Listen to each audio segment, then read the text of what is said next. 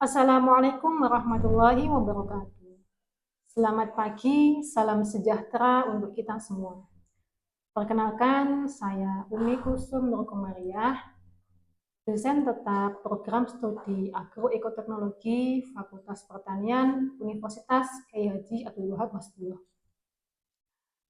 Konten audiovisual ini dibuat dengan tujuan yaitu sebagai salah satu persyaratan sertifikasi dosen pada tahun 2024. Pernyataan diri dosen dalam unjuk kerja Tridharma Perguruan Tinggi atau PDD UK TPT, khususnya pada aspek pengajaran. Saya akan mulai menjelaskan deskripsi dan informasi umum dari mata kuliah botani yang saya ampu yang kebetulan memang menjadi bidang keahlian saya. Mata kuliah botani ini merupakan mata kuliah wajib bagi setiap mahasiswa botani yang dipasarkan di semester 1 dengan bobot 3 SKS dengan rincian 2 SKS teori dan 1 SKS praktikum.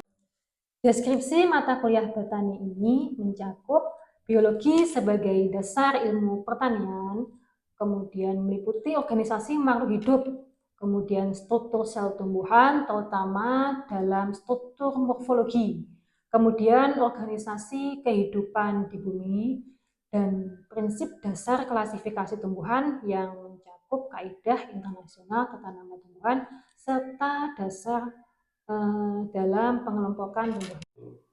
Capaian pembelajaran mata kuliah botani ini dirancang menjadi landasan bekerja dan berpikir ilmiah mahasiswa agroekoteknologi yang dibutuhkan untuk memahami dan menerapkan peduli terhadap pelestarian lingkungan pertanian yang berkelanjutan. Capaian pembelajaran mata kuliah dari botani, khususnya kemampuan akhir yang diharapkan meliputi CPMK 1, mahasiswa memahami konsep dasar biologi yang mencakup botani sebagai dasar ilmu pertanian. Kemudian CPMK kedua, memahami organisasi makhluk hidup. Berikutnya CPMK ketiga, memahami biologi sel dan molekuler. CPMK keempat, memahami susunan anatomi, morfologi, tumbuhan. Kemudian CPMK kelima yaitu memahami struktur morfologi, organum nutritivum, beserta dengan metamorfosis organnya. Selanjutnya CPMK keenam, memahami struktur morfologi organum reproduktivum. CPMK ketujuh, memahami dasar ekologi tumbuhan.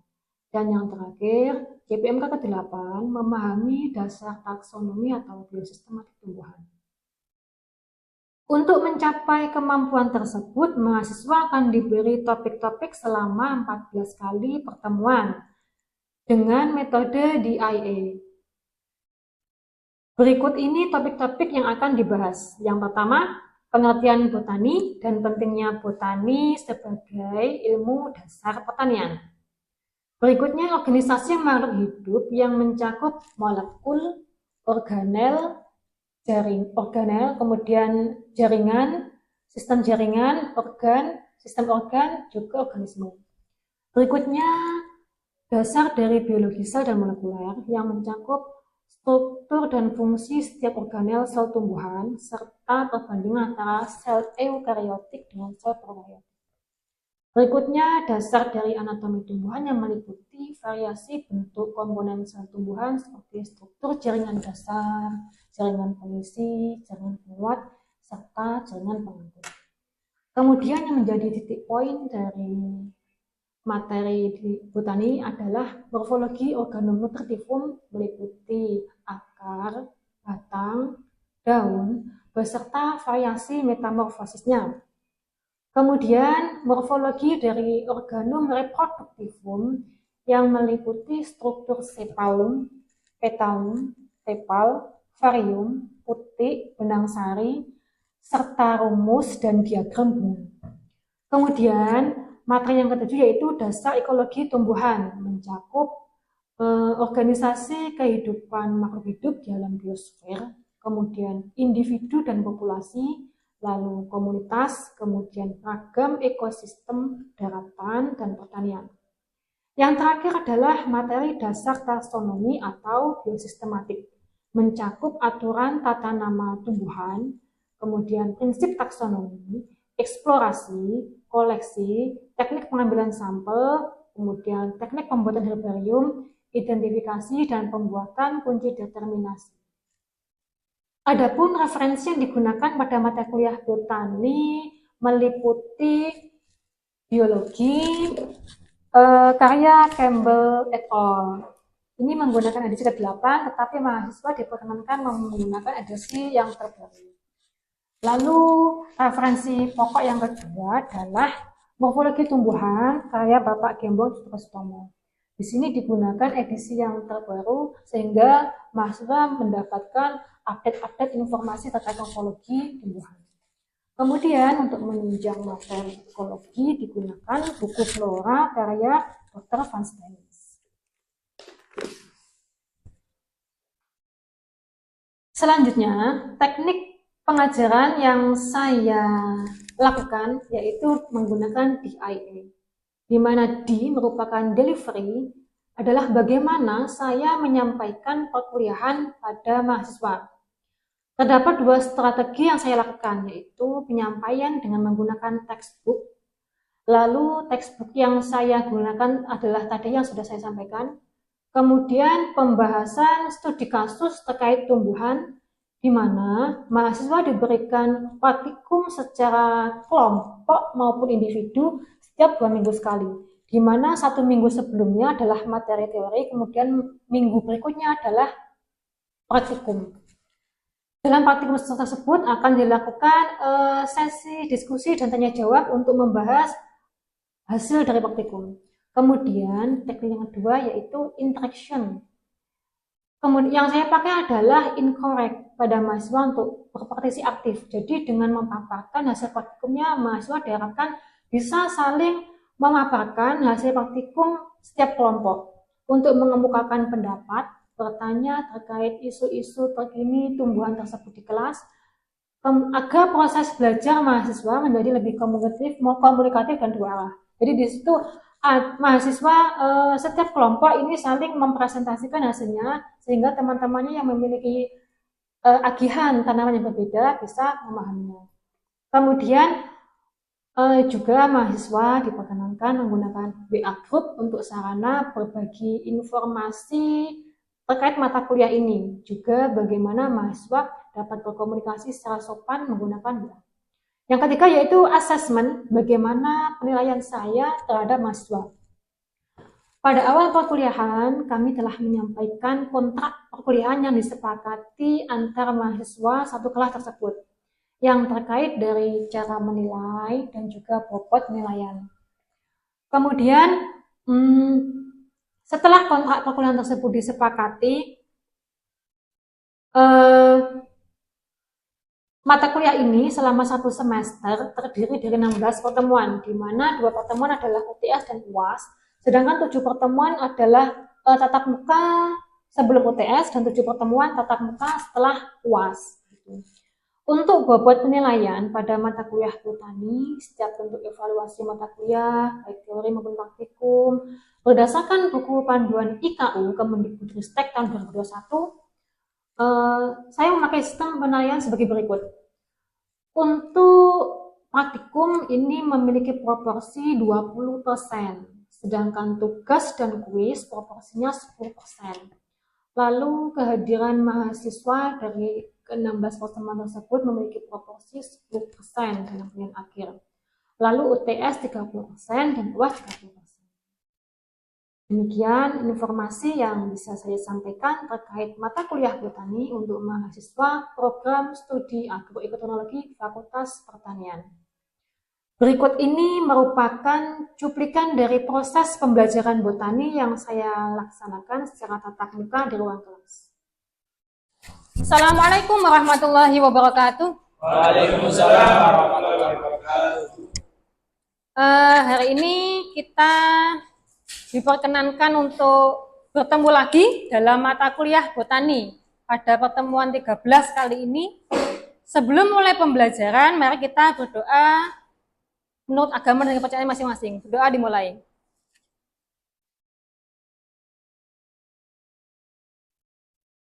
Dapat diakhiri? Sebelum mulai pembelajaran, Ibu absen dulu ya untuk mengecek kehadiran kalian. Iliin Naimah, Ahmad Kris, Rizky Nurul Huda, Muhammad Ihwan Fadil, Saiful Reza, Budi Heri, Abdullah Mahbub Kahfi, Khalifah. Oh iya, izin sakit. Muhammad Yusuf Habibi, Yusuf Hasim, Ahmad Badul Munir, Alvin Rashid, Ramadhani, Muhammad Ferry, Miftahul Amri. Oke, ada yang belum dipanggil? Alhamdulillah, udah semua ya. Sebelum pembelajaran kita flashback dulu. Minggu sebelumnya kita mempelajari tentang materi organum nutritivum. Apa itu organum nutritivum? Organ yang berfungsi untuk menghasilkan nutrisi. Oke. Nah, melanjutkan materi minggu lalu, hari ini akan dibahas materi terkait metamorfosis organ tumbuhan yang meliputi akar, batang, daun. Oke? Oke, pada pertemuan 13 ini kita akan mempelajari terkait metamorfosis organ tumbuhan, akar, batang, dan daun. Prinsip dasarnya yaitu bagian tumbuhan sesungguhnya ada 3 bagian pokok saja, yaitu akar, kemudian batang, dan daun. Tetapi bagian dan bentukan lain tersebut kemudian bisa menjelma menjadi suatu bentuk yang hampir berbeda dengan bentuk aslinya, seperti itu. Bagian pokok mengalami metamorfosis untuk berbagai keperluan, misalnya seperti untuk menyimpan cadangan makanan. Lalu untuk keperluan melindungi diri, contohnya duri pada bunga mawar. Kemudian sebagai alat perkembangbiakan, seperti itu. Nah, bentuk-bentuk metamorfosis yang selama ini ada di sekitar kita, antara lain tuber. Tuber itu adalah sebuah umbi. Kemudian ada yang namanya rimpang atau rizom. Nah, ini adalah gambaran dari rimpang atau rizom. Ini laos, ini jahe. Kemudian ada umbi lapis. Dicontohkan dengan apa ini? Bawang merah dan bawang putih. Bawang-bawangan termasuk umbi lapis. Kemudian ada umbi batang dan akar. Jadi ada umbi batang dan ada umbi akar. Umbi tersebut merupakan penjelmaan dari batang jika dia itu bisa tumbuh tunas. Namun jika dari umbi tersebut tidak bisa tumbuh tunas, maka dia adalah umbi akar. Lalu ada yang namanya akar pembelit. Pernah tahu tanaman gundes? Manisa. Oh iya. Nah, mereka memiliki akar pembelit yang fungsinya untuk membelitkan bagian tubuhnya supaya bisa tegak dan tidak rebah ke tanah. Seperti itu. Lalu ada duri. Contohnya pada batang mawar. Ada beberapa spesies mawar, ada yang memiliki duri banyak. Itu fungsinya untuk melindungi diri dari pengganggu. Misalnya, orang kan suka dengan bunga mawar yang indah ya, akhirnya dipetik. Nah, sebenarnya kalau dipetik itu berbahaya dan merugikan tumbuhan itu sendiri. Seperti itu. Oleh karenanya, si tumbuhan mawar ini untuk melindungi tubuhnya dari gangguan predator ataupun pengganggunya, maka pada batangnya dia menghasilkan tonjolan sayap yang berbentuk seperti duri. Seperti itu. Kemudian ada kuncup atau gema. Nah, ini contohnya pada daun apa ini? Cocor badai. Ini adalah kuncup atau gema. Seperti itu. Lalu ada organ aksesoris lainnya. Yang pertama kita bahas adalah rimpang atau rizom. Nah, sesungguhnya rimpang atau rizom ini merupakan metamorfosis dari sebuah batang. Buktinya apa? Yang pertama, memiliki buku dan ruas dari organ batang. Diperhatikan di sini, ini adalah buku dan ruasnya. Ini adalah rimpang kunyit. Kemudian ini ada jahe. Pada rimpang jahe ini juga ada buku-buku dan ruas yang nampak jelas. Seperti itu. Lalu, organ daun pada rimpang ini juga mengalami metamorfosis menjadi bentukan semacam sisik. Di sini pada laos, biasanya kalau kita membeli laos segar, nah di situ kan ada kayak sesuatu yang dibuang dulu gitu ya. Sesungguhnya itu adalah bentukan daun yang mengalami metamorfosis, tapi berbentuk sisik. Struktur daunnya tidak mengalami perkembangan karena dia tumbuh berkembang di dalam tanah, tapi berfungsi untuk melindungi batangnya, sehingga bentuknya menjadi sisik. Gitu. Kemudian buktinya adalah umbi tersebut bisa tumbuh tunas calon individu baru. Ini contohnya dari sebuah rimpang, dia bisa tumbuh tunas individu baru. Dari sini juga bisa tumbuh. Seperti itu. Lalu kadang-kadang ketika kita membeli jahe atau laos atau kunyit lah di pasaran, itu kadang sudah ada calon mata tunas kecil seperti itu. Kemudian tumbuhnya tidak menuju pusat bumi. Selama ini kalau akar itu tumbuhnya selalu mengarah ke bawah, menuju gravitasi bumi. Tapi berbeda dengan tanaman rimpang ini. Untuk tanaman rimpang, mereka biasanya tumbuhnya mendatar. Jadi tidak menuju pusat bumi, mendatar. Karena mereka memang sesungguhnya adalah batang. Tuh. Next ya. Kemudian umbi. Umbi itu ada dua, umbi batang dan umbi akar. Nah, definisi dari umbi tersebut sesungguhnya adalah badan yang membengkak, tempat menimbun makanan yang umumnya menyimpan pati atau amilum, seperti itu. Umbi di sini ada dua macam. Yang pertama adalah umbi batang, lalu yang kedua adalah umbi akar. Untuk umbi batang, dia dibuktikan dengan tidak memiliki sisa daun atau penjelmaannya. Jadi beda dengan rizom tadi ya, ada penjelmaan daun berupa sisik. Sedangkan pada umbi batang ini biasanya dia halus gitu loh. Jadi kayak licin. Ini contohnya kentang. Kemudian permukaannya juga licin. Selain kentang ada ubi jalar atau kita menyebutnya tela rambak begitu. Lalu dari umbi tersebut bisa tumbuh tunas calon individu baru. Ini contohnya umbi kentang. Ada tunas. Biasanya ketika kita menyimpan tunas kemudian tidak langsung diolah atau dimasak, di situ ketika di tempatnya cukup lembab akan tumbuh tunas baru. Nah, artinya apa? Berarti umbi kentang ini merupakan metamorfosis dari batang. Kemudian umbi batang ini dapat dijadikan sebagai alat kembangbiakan atau produksi benih seperti itu.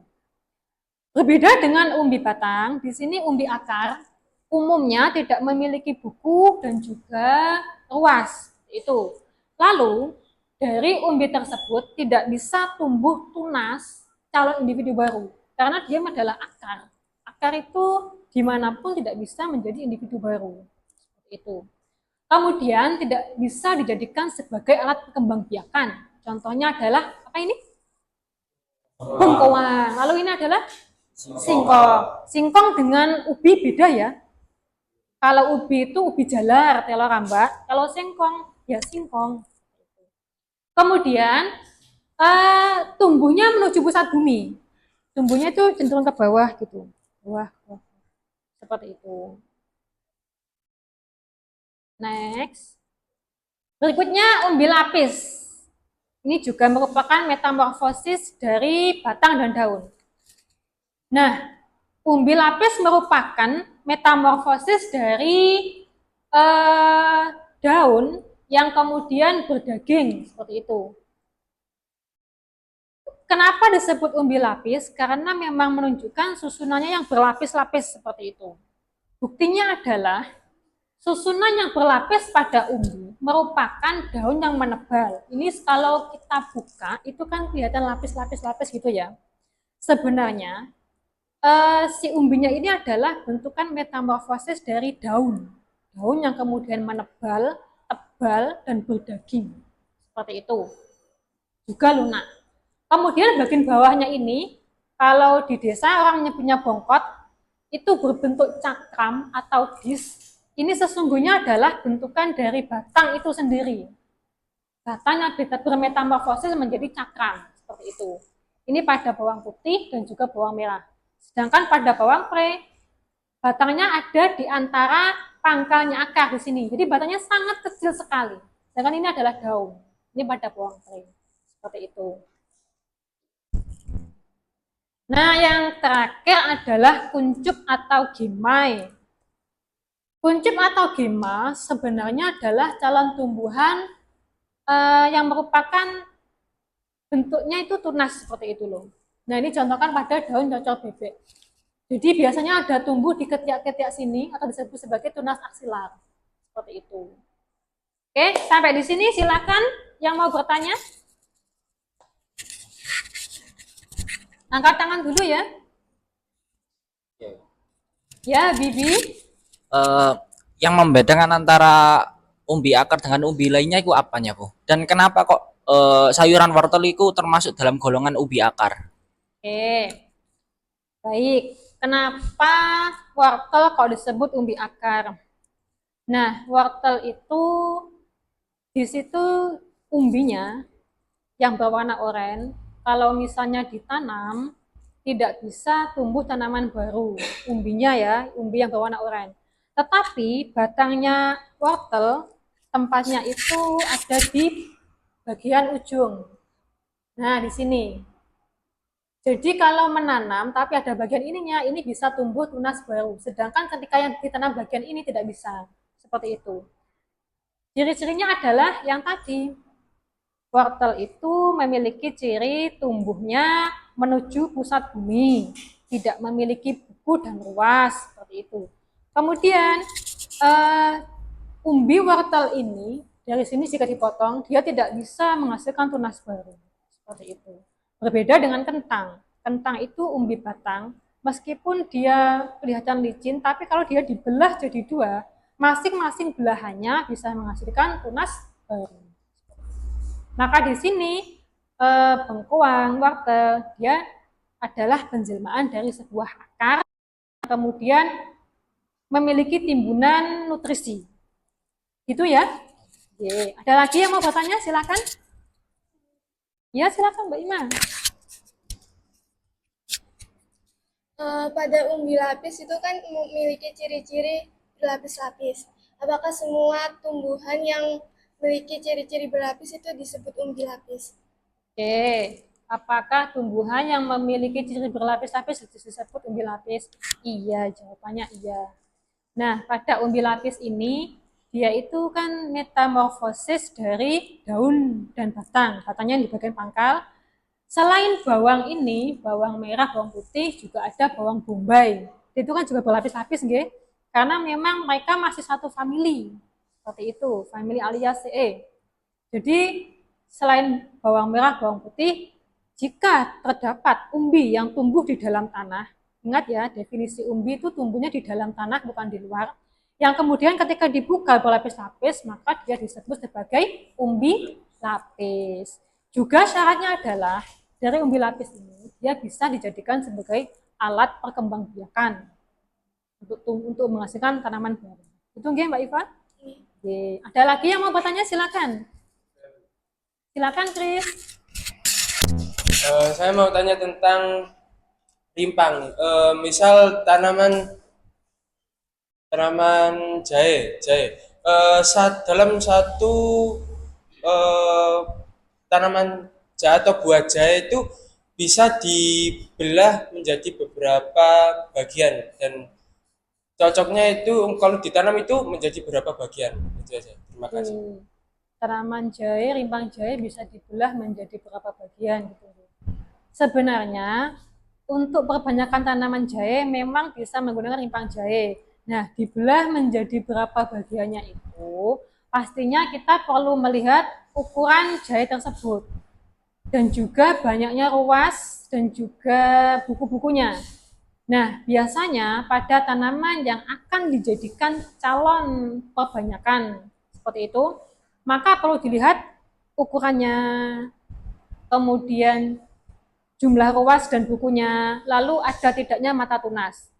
Nah, ketika akan dipotong untuk dijadikan perbanyakan, pastikan setiap potongannya itu memiliki calon mata tunas yang kecil seperti itu, biasanya hijau-hijau kecil.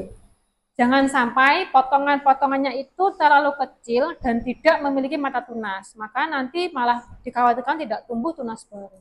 Begitu ya. Ada lagi yang bertanya? Ya, silakan Munir. Saya tanya tentang kuncup tadi pada Kuncup. tanaman cocok bebek. Oh ya. Di sini kan dijelaskan tunas yang muncul pada tiap daun. Nah, bagian manakah selain dari daun yang bisa ditanam kembali untuk berkembang biakan? Oke, bagian mana dari daun yang bisa ditanam kembali untuk berkembang biakan? Untuk cocok bebek ini adalah salah satu daun, contoh daun yang bisa menghasilkan tunas di bagian aksilar atau di ketiak-ketiak daunnya. Ada juga daun lainnya yang bisa ditanam menggunakan satu daun utuh dari helai ke tangkai. Contohnya adalah daun begonia. Daun begonia itu ketika ditanam satu daun utuh, dia bisa tumbuh tunas baru dari bagian pangkal tangkainya, seperti itu. Selain begonia juga ada tanaman sansevieria atau lidah mertua, seperti itu. Tanaman sansevieria atau lidah mertua, daunnya itu cukup berdaging dan juga terdapat banyak sekali bekas pembuluh angkut di dalamnya. Sehingga ketika kita ingin perbanyakan, itu bisa memilih daun yang tidak terlalu tua dan tidak terlalu muda untuk ditanam, seperti itu. Jadi bagian-bagiannya itu tidak harus di ketiak sini ya, bisa juga di sininya, atau bisa juga melalui dipotong. Seperti daun begonia itu dipotong bisa. Dari setiap potongannya nanti tumbuh akar dulu, baru akan tumbuh tunas baru. Itu nggih? Oke. Ada lagi yang tanyakan? Sudah cukup. Oke. Demikian pembelajaran botani hari ini. Mudah-mudahan sedikit yang kita pelajari bermanfaat. Amin. Kurang lebihnya mohon maaf. Wallahul muwaffiq ila aqwamit thoriq. Wassalamualaikum warahmatullahi wabarakatuh. Waalaikumsalam warahmatullahi wabarakatuh.